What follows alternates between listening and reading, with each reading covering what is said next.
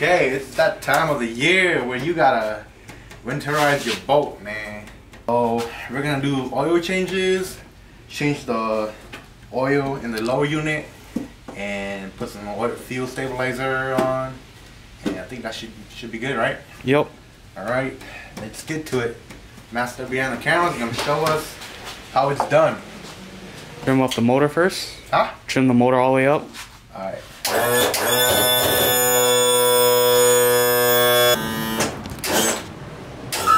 Okay. All right, motor's all the way up. So with Yamahas, your oil drain plug is right here. It's going to be a 14 millimeters on the 150 SHOs. So you go over there, take the 12 millimeter. 12? Yep. You said 14. Oh, 14. 14 millimeter. Fine. Oh, this is. Yep. And then you just do that. Take that off. There's actually a bolt in there. I did not even know that. Yep. Take all the oil off. Take it all the way off. Your oil's not gonna come out. Oil's not gonna come out. Okay. All right, guys. Take out this nut in here. Bolt. This bolt in here in the drain. I didn't even know there was a bolt in here.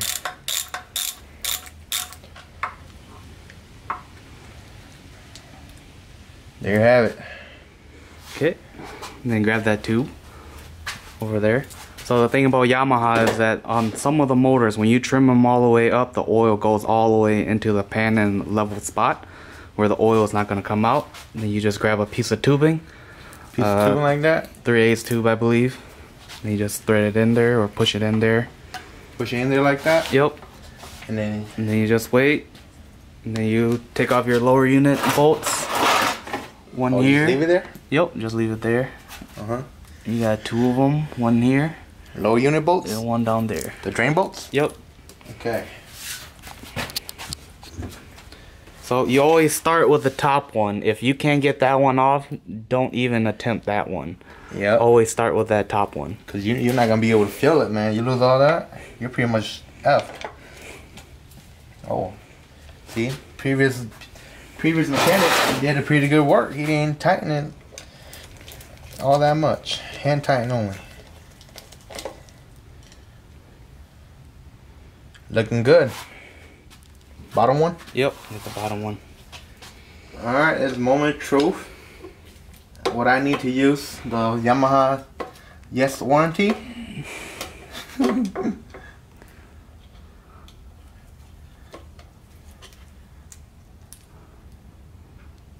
No, I don't. Fluids are good. It's looking good? Yep.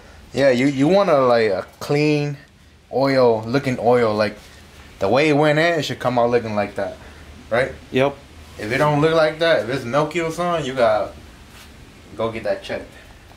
Yep. So usually when you have an issue with the lower unit being milky or whatever, 9 times out of 10 it's your drain bolt seals that have just gone bad. But the quickest way to determine if the seals are bad is just doing a quick pressure test. Okay, now lower the motor slowly and make sure the oil drains into the pan. Alright, now we're draining the oil, alright? First we drained the lower unit, but now we're gonna drain the engine oil itself too. And I'm just gonna make sure that it doesn't go all over the garage. So I'm just gonna do this.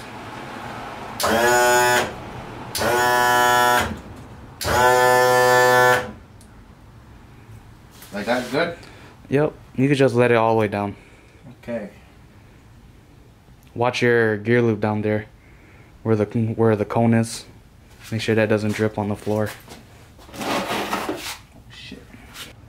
Yep, and then we'll just leave it here for a minute.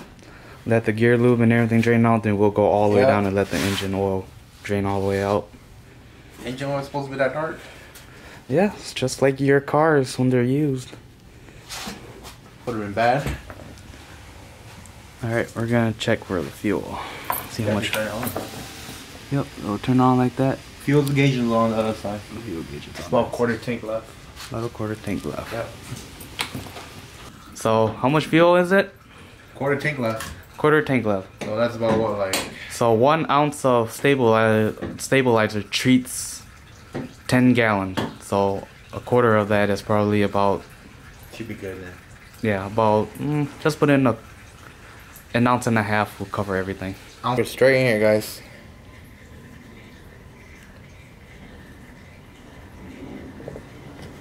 Alright, now we're gonna use the grease gun. What are we doing?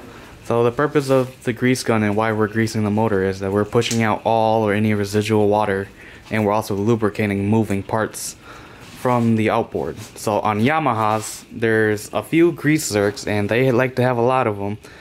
While the engine oil is draining, you could go into them. Yamaha has one here, one in here. If you have a hydraulic steering system from a C-Star, you'll have a fitting here that you could fill. These in here, if you have hydraulic steering, I wouldn't worry too much about it because the cylinder is already covering it. So Yamaha makes a fitting over here which fills this, so you don't have to worry too much about it. Now you can start with that guy, and then this guy, and then we'll get that guy, and then we'll get the other guy on the other side.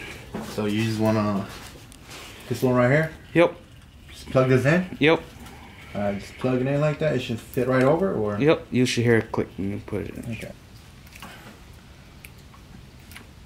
That should be good. You don't have to push it in that hard. Alright, there we go. And Colin said if you see grease starting to purge back out, you filled it up and you're good to go.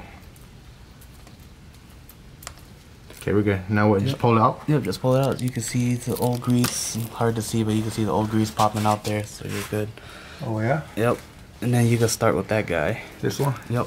This is going to the hydraulic system? This is just lubricating the pin that's here, so when you tilt it up and down, it'll be fine. You're just not pressing hard enough. Oh. Well, that was enough anyways, right? Yep. Well, so you can see the grease are starting to come out here and come out in there. Where? One here, and there's another one in here where it's too dark and you can't see it. This one right here? Yep. Wow, they got a lot of grease holes. Alright guys, so the filter for these Yamahas, well for this 150 is going to be on the left side right here. And this is pretty much, if you work on cars, I'm pretty sure you know what you're doing. And just get this is just a regular adapter, or is there a specific Yamaha adapter you need? It's a Mercury adapter, but it'll work for Yamaha. Okay. Fits right in. Okay, that's good. Just like that, loosen it up.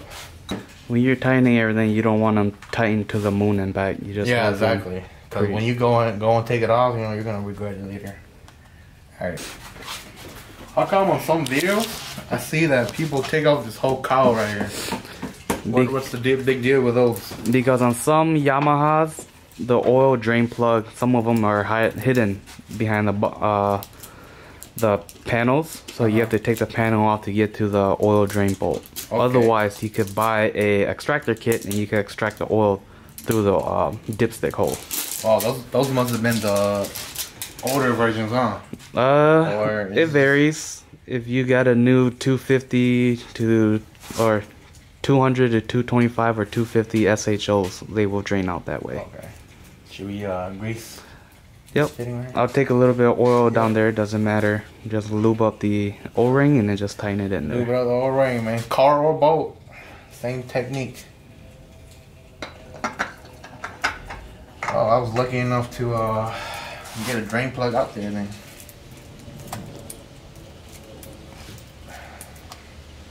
Good enough? Good enough. So for the oil filter, what you want to do is just get it snug and then turn it 3/4 of a way, and that will be enough. Yeah. 3/4 of a way to 1 full turn is all you need. You don't need to torque it to the moon and back. Yeah, or you just hand tying it basically before you can't anymore. That's pretty good. Yep. There. And always be sure to, this is your dipstick right here, alright? Mine's located on the right side of the engine. Always be sure to check it, you know what I mean? Like for these engines, for sure you want it in between these dots. If you're over, you know, you got a problem. So the main reason why you have to fill it halfway is because it's what Yamaha recommends. In the summertime or when you're running, if fuel or anything gets past the piston rings, it makes what we call oil, and that it fills it up, and once it starts overflowing, it's gonna cause some issues. Yeah. So most manufacturers, doesn't matter which outboard, they recommend you filling the dipstick halfway up. Alright guys, since my live well do have valves, right? Valve switches. Yep. You know, just to be safe, you should fill it up with antifreeze, just so you know your valves don't crack over the winter. You know, once spring comes, you know, if that thing cracks, you're gonna have a hard time switching it out. You know. All right. So we're gonna go over here. It's the valve over here. That's my valve. You're gonna want to set it to closed, and then just pour the coolant in. Really? Yep. Put straight in there? Pour it straight in there. Alright. I'm trusting this guy behind the camera. So when you're finding coolant, make sure that it is non-toxic. Reason for being non-toxic is, well, you want to save for the environment, and when you take it back out to your favorite lake, the water flushes it out and it won't pollute the lake or anything, and they're biodegradable. Safe. Alright, so what happened was we didn't have enough antifreeze. Fail. Alright guys, so the engine's done draining, and we're just gonna put the nut back in there. We're good with that? Yep. Now we'll lower it and we'll fill it. So on 4-stroke, you want to make sure that it is leveled with the bottom of the boat, or if it looks level to you. And on 4 strokes, you will have the recommendation of what oil to use. In this case, we're going to be using 1030. Now on other motors, it's going to be it's going to vary where or what oil weight that you're going to use. And this tag is going to be really fun to find on most motors because they could be anywhere. They could be here, here, here, here, or anywhere around the motor. Yes. So to fill these 150s, it's gonna be up here. Up there? Yep. So I should be in the boat then. You can be. Generally, most oil caps are gonna be yellow. Put it on the side right here where you don't lose it. Put this in, right? Yep. So pour in there. Pour it in there. We can just pour it all straight in there, and then we'll slow it down the second bottle. When you feel that it's almost done, slow it down. Okay. So there's no oil on it yet. There's no oil on it, so you gotta keep adding. Yep. Would you drain it? If you overfill it, you will have to drain it. It's best to drain it than.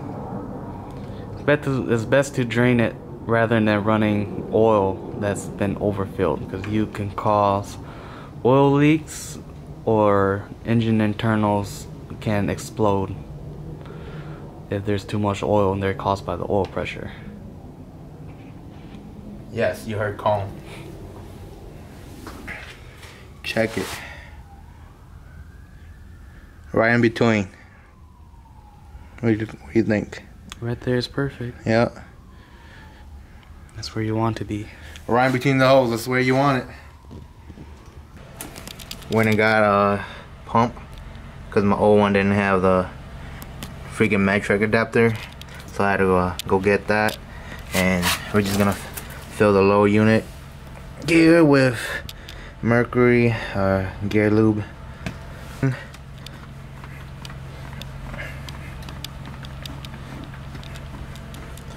And you just want to keep filling it until it overflows, and that's how you know you're good.